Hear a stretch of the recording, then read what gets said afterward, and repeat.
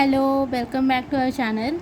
आज का हमारा टॉपिक है बायो ट्रांसफॉर्मेशन के ऊपर। ये फार्माकोकाइनेटिक्स में जो मेटाबॉलिज्म पढ़ते हैं ये वही है। इससे पहले मैंने एब्जॉर्प्शन और डिस्ट्रीब्यूशन पे भी वीडियो बनाया था।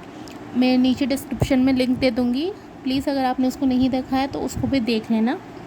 और चलिए बायो ट्रांसफॉर्मेशन शुरू करते हैं। तो बायो ट्रांसफॉर्मेशन ना ये एक इम्पॉर्टेंट क्वेश्चन है, और फार्माकोकाइनेटिक्स में अगर कोई मोस्ट इम्पॉर्टेंट पूछा जाएगा तो वो बायो ट्रांसफॉर्मेशन ही है।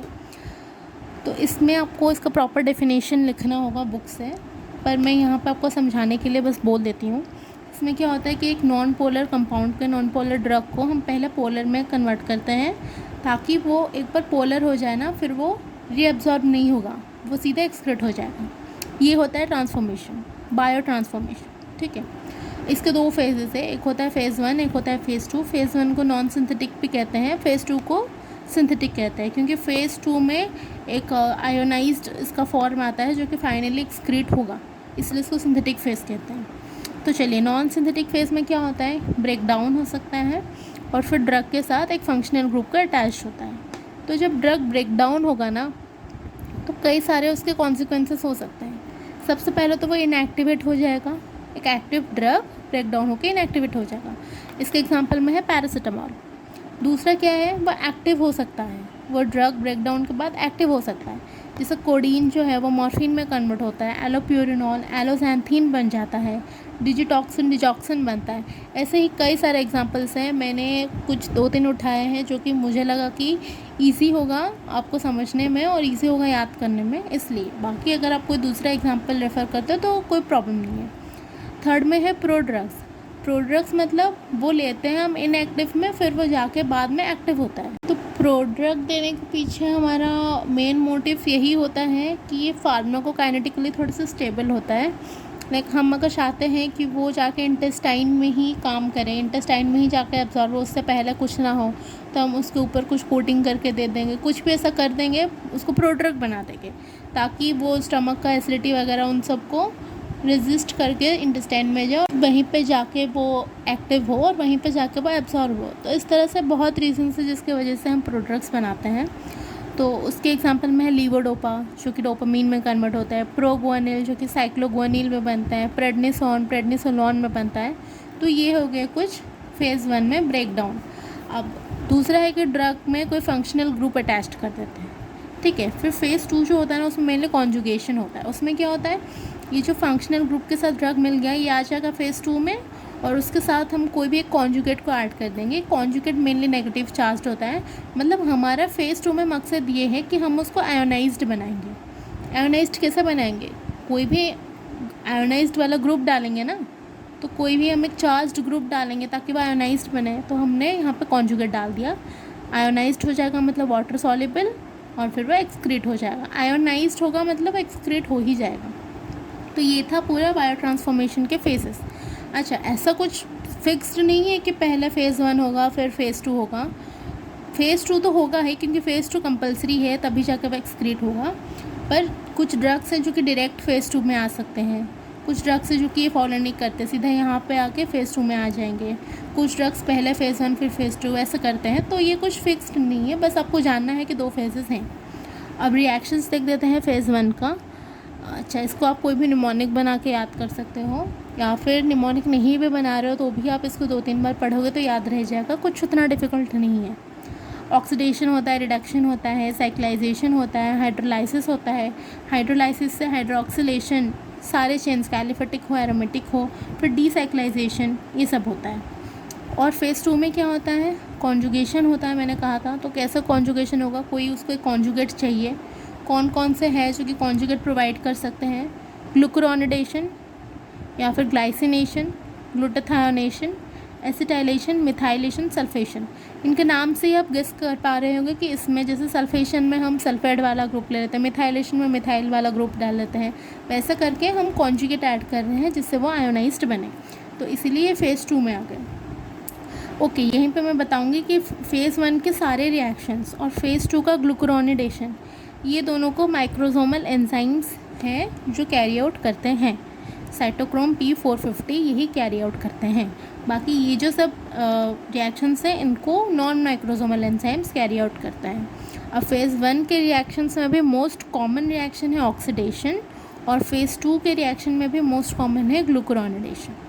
ठीक है, क्लियर। अगर मैंने CYP450 के बारे में बता दिया है तो थोड़ा इसके बारे में भी देख लेते हैं। CYP450 जो है ना, CY का मतलब है साइटोक्रोम। साइटोक्रोम आपको पता है कि एक हीम प्रोटीन है, और P450 का मतलब ये पिगमेंट है जो कि लाइट को एब्जॉर्ब करता है एट 450 नैनोमीटर, उससे उसका ऐसा नाम आया है। और इसके फिर कई सारे क्लासेस हैं। फॉर एग्जांपल यहाँ पे लेते हैं CYP1A2, और भी है CYP2E1, CYP3A4। In fact CYP3A4 most common है, मतलब कि मोर देन 50% ड्रग्स जो कि माइक्रोसोमल एंजाइम से मेटाबोलाइज्ड होते हैं उनका मोर देन 50% CYP3A4 ही करवाता है। तो आप भले ही बाकी सब भूल जाओ, आपको CYP3A4 को नहीं भूलना है। तो इनका थोड़ा नाम देख लेते हैं कि कैसे इनका नेमिंग हुआ है। अब सपोज़ कि मैंने CYP1A2 लिया, तो इसमें CYP तो आपको क्लियर होगा कि साइटोक्रोम है, ये पिगमेंट है। 1 है फैमिली, A है सब फैमिली, और 2 है इंडिविजुअल आइसो एंजाइम, जो इंडिविजुअल आइसोफॉर्म वो। वैसे ही अगर हम CYP3A4 की बात करेंगे तो यहाँ पे 3 होगा फैमिली, A होगा सब फैमिली, और 4 होगा इसका आइसोफॉर्म। ठीक है, ओके। ऑल्दो CYP3A4 बहुत सारे ड्रग्स को मेटाबोलाइज करते हैं, पर मैंने कुछ यहाँ पे एग्जांपल्स ले लिए हैं ताकि आप भी इनको एग्ज़ाम में इंक्लूड कर सकते हो, क्योंकि जनरल फार्मा में ना आपको बस एग्जांपल्स ही लिखने हैं। आप जितना अच्छे से एग्जांपल्स लिखोगे उतना अच्छे से वो प्रेजेंटेबल होगा। तो चलो इसके एग्जांपल्स में सबसे पहले मिफेप्रिस्टोन होता है, मायोडारोन होता है, बेंजोडाइजेपिन, सिजाप्राइड, एरिथ्रोमाइसिन, एस्ट्रोजन। एस्ट्रोजन के साथ एक बहुत इंपॉर्टेंट कॉन्सेप्ट है, वो मैं बताऊंगी आगे। फ़िलहाल आप ये ड्रग्स को याद कर सकते हो, या फिर अगर आपने कोई दूसरा ड्रग याद किया है तो भी कोई प्रॉब्लम नहीं है। मैं बस चाहती हूँ कि आप कुछ एग्जांपल्स इंक्लूड करो, इसलिए मैंने अपने से यहाँ पे दे दिया है। मिफेप्रिस्टोन, अमाडारोन, बेंजोडाइजेपिन, एरिथ्रोमाइसिन, एस्ट्रोजन, ये सब लिख देना।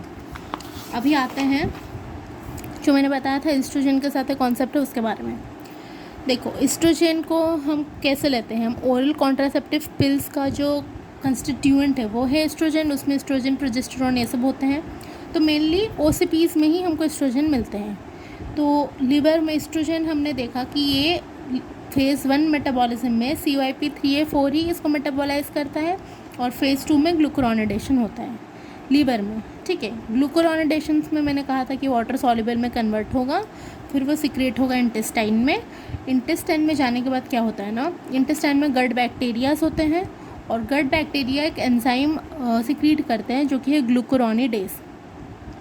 ग्लूकुरोनिडेज क्या करता है, यहाँ पे जो ग्लूकुरोनिडेशन हुआ था ना, जो कॉन्जुगेट बना था वो उसको तोड़ देगा।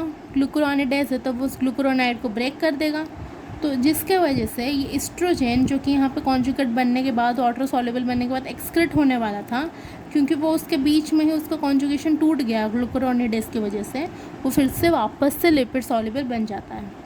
लिपिड सॉल्युबल एस्ट्रोजन बन जाता है, फिर उसका एंट्रोहेपेटिक सर्कुलेशन हो जाता है, वो वापस लिवर में चला जाता है, फिर से उसका ये प्रोसेस होता है, फिर से ऐसे ये साइकिल चलता रहता है। तो इसको बोलते हैं एंट्रोहेपेटिक सर्कुलेशन, इंटेस्टाइन से लिवर तक, एंट्रो से हेपेटिक तक। तो क्योंकि ये ऐसे चलता जाता है ना, उसका T1/2 बहुत ही ज़्यादा प्रोलॉन्ग्ड हो जाता है, और एस्ट्रोजन अच्छा काम करता है, और OCPs हमारा काम करता है अच्छे से। अब अगर एक लेडी एंटीबायोटिक्स में है तो ये एंटीबायोटिक्स क्या करेंगे, जो गट बैक्टीरिया है उनको भी ख़त्म कर देंगे, क्योंकि एंटीबायोटिक्स है तो गट बैक्टीरिया को ख़त्म कर देंगे, जिसको बोलते हैं गट स्टेरिलाइजेशन। तो अगर गट बैक्टीरिया नहीं होंगे तो क्या ग्लूकुरोनिडेज सिक्रीट होगा? नहीं होगा। तो वो यहाँ तक आया, वाटर सॉल्युबल बन गया था, अब उसके पास कोई ग्लूकुरोनिडेज एंजाइम नहीं है उसको ब्रेक करने के लिए उसका कॉन्जुगेट, तो वो वैसे ही एक्सक्रीट हो जाएगा, तो that will lead to OCP failure. ठीक है, तो अगर एक लेडी OCPs ले रही है तो वहाँ पे उसको हम एंटीबायोटिक्स नहीं देंगे। ओके, ये एक इम्पॉर्टेंट कॉन्सेप्ट है, आपको याद रखना है। एक और चीज़ के बारे में मैं क्लियर करूँगी, एक टर्म है हॉफमैन एलिमिनेशन करके। हॉफमैन एलिमिनेशन का मतलब है inactivation of the drug in body fluids.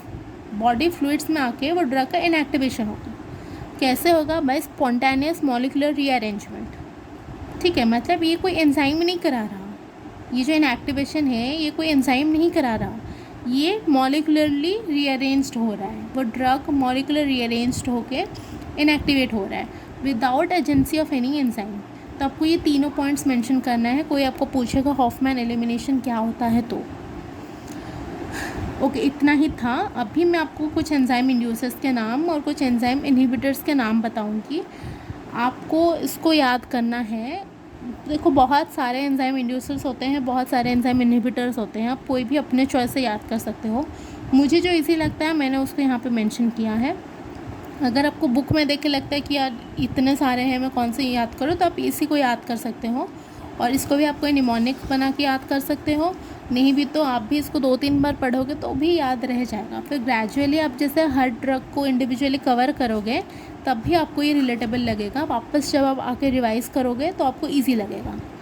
तो अभी के लिए आप बस 2-3 बार इसको पढ़ लो ताकि थोड़ा सा ब्रेन में रहे। ओके, तो इंड्यूसर में सबसे पहले ग्रीजियोफल्वीन होता है, राइफेम्पिसिन होता है। क्रॉनिक अल्कोहलिज्म ये भी एंजाइम इंड्यूसर की तरह काम करता है। बेंजपायरिन हो गया, फिनाइटोन हो गया, फिनोबार्बिटॉल हो गया, कार्बामेज़ेपिन हो गया, बार्बिचुरेट्स हो गए। और साथ ही ये जो नीचे में जो मैं बताई फिनाइटोन, कार्बामेज़ेपिन, ये सब क्या है? ये सब एंटी एपिलेप्टिक्स हैं। हमने इनको ऑलरेडी कवर कर रखा है, इनमें वीडियो है, अगर आपने नहीं देखा है तो देख लेना। और वहाँ पे भी मैंने बताया था कि फिनाइटोन और कार्बामेज़ेपिन एंजाइम इंड्यूसर्स होते हैं, जबकि वैल्प्रोइक एसिड एंजाइम इनहिबिटर होता है। तो ये एंटी एपिलेप्टिक्स के साथ जब हम DDT या सेंट जॉन्स वॉर्ट ऐसा कुछ देते हैं तो भी वो एंजाइम इंडक्शन का काम करते हैं। अब एंजाइम इनहिबिटर्स पे एक्यूट अल्कोहलिज्म एंजाइम इनहिबिटर की तरह काम करता है। साथ ही quinidine, isoniazid, cimetidine, ciprofloxacin, ketoconazole. Ciprofloxacin सारे antibiotics, ketoconazole anti fungal, valproate, erythromycin, grapefruit juice. और साथ ही DEC है डाई इथाइल कार्बामेजिन। तो ये सब कुछ एंजाइम इनहिबिटर्स हो गए। आप इनको कोई भी निमोनिक बना के बोल सकते हो। मैंने यहाँ पे निमोनिक नहीं बताया। बाकी अगर आपको फिर भी आपसे नहीं हो पा रहा है कोई भी निमोनिक तो हमको कमेंट करना या इंस्टा पे बोल देना, हम आपको बता देंगे। बाकी नहीं तो 2-3 बार पढ़ोगे तो वैसे भी याद रह जाएगा। तो इतना ही था मेटाबॉलिज्म में। अब मुझे कुछ लोगों का टेक्स्ट आया था कि उनके एग्ज़ाम्स में enzyme induction as a long question आया था। तो अगर एंजाइम इंडक्शन करके एक लॉन्ग क्वेश्चन आता है तो हम उसको कैसे अटेम्प्ट करेंगे, कैसे लिखेंगे। तो मैं जो नेक्स्ट वीडियो डालूँगी ना वो इसी पे होगा कि आप, ये तो पूरा हमारा मेटाबॉलिज्म बायो ट्रांसफॉर्मेशन के ऊपर हो गया, लेकिन अगर एंजाइम इंडक्शन पे आया तो हम उसको कैसे लिखेंगे।